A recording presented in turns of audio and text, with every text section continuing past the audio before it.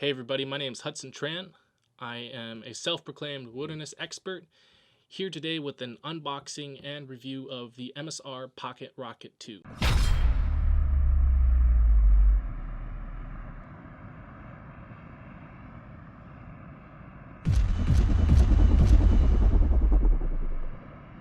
Now I picked this thing up at Field and Stream for $44 US. It's also available at Dick's Sporting Goods for the same price and on Amazon for $32. I'll put the link in the description below for you. On Amazon, a portion of the description reads, lighter, smaller, and more functional than the original MSR Pocket Rocket stove. Cool, cool. Weight-wise, this thing clocks in at 2.6 ounces as the original Pocket Rocket clocked in at 3 ounces. But the first one is actually discontinued, so you can't find that one anymore. This thing claims to put out 8,200 BTU and boil water within 3.5 minutes. So let's take a look at the box. The stove comes in a phone-shaped box and has some decent packaging. Inside the box, there's the stove, a small plastic container for storage, and a instruction manual.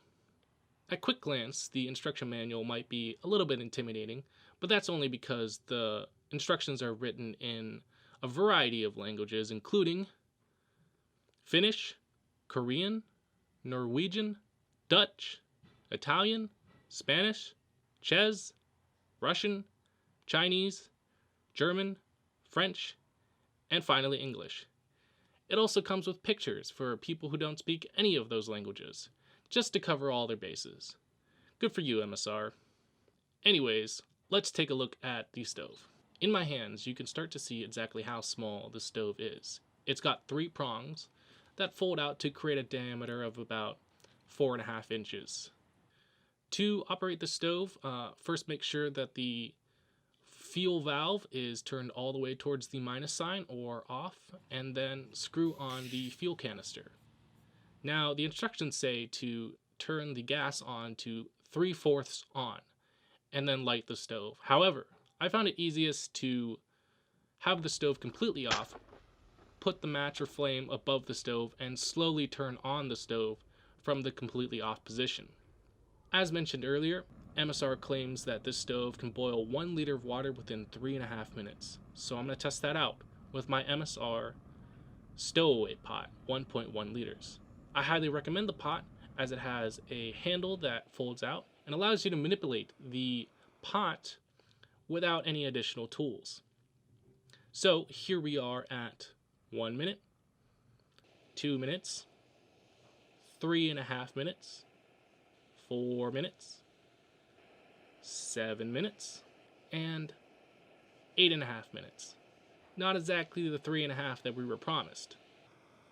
Now, the only reason I can think of that the stove did not boil the water within 3.5 minutes as promised is that the stove might have not been heated up all the way. But I don't see this as being very effective, as I think I'd just be wasting gas waiting for it to heat up before I put the water on. If you've had a different experience with the stove, or I'm missing something, please leave a comment in the below so that I can know. But moving on, for as hot as the stove got, it was cool to the touch within 5 minutes. And I was able to pack it away in the convenient travel case that it came in. That and the fuel fit nicely in the MSR pot that I have.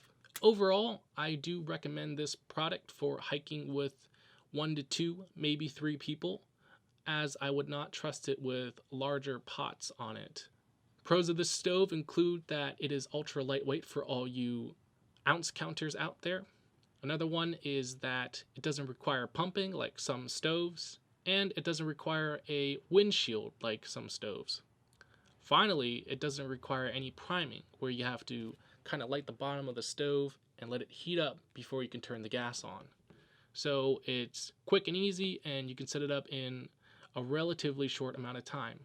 For the cons, my biggest issue is that the stove is very slender and tall, and although it had no issues or problems supporting my 1.1 liter pot, I was constantly checking it to make sure that it wasn't going to fall over. On that line, if you were to use a fuel canister that weighed more than 8 ounces, aka the one I used, or that was taller than 4 inches, you would have to purchase an MSR universal fuel canister stand to support all that extra weight and height.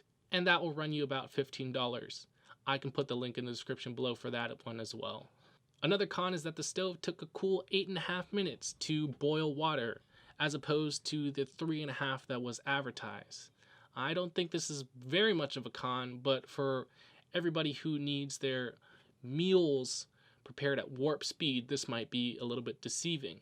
Finally, I did not experience this one myself, but I did see a disturbing photo on Amazon where the body of the stove had completely corroded. And on closer inspection, the main body of the stove is in fact made of aluminum, unlike the 3 prongs that are made of stainless steel. And aluminum, if you didn't know, in fact does corrode. But not to worry, corrosion is not as damaging as rust can be, and although it doesn't come out with soap and water, some aluminum cleaner will have your stove looking brand new in no time. However, pro tip, just don't get the stove wet by keeping it in the convenient stowaway case that it comes with. Alright, I'm going to take this stove into the high peaks of New York for 3 days and 2 nights, and I will come back and let you know how it does.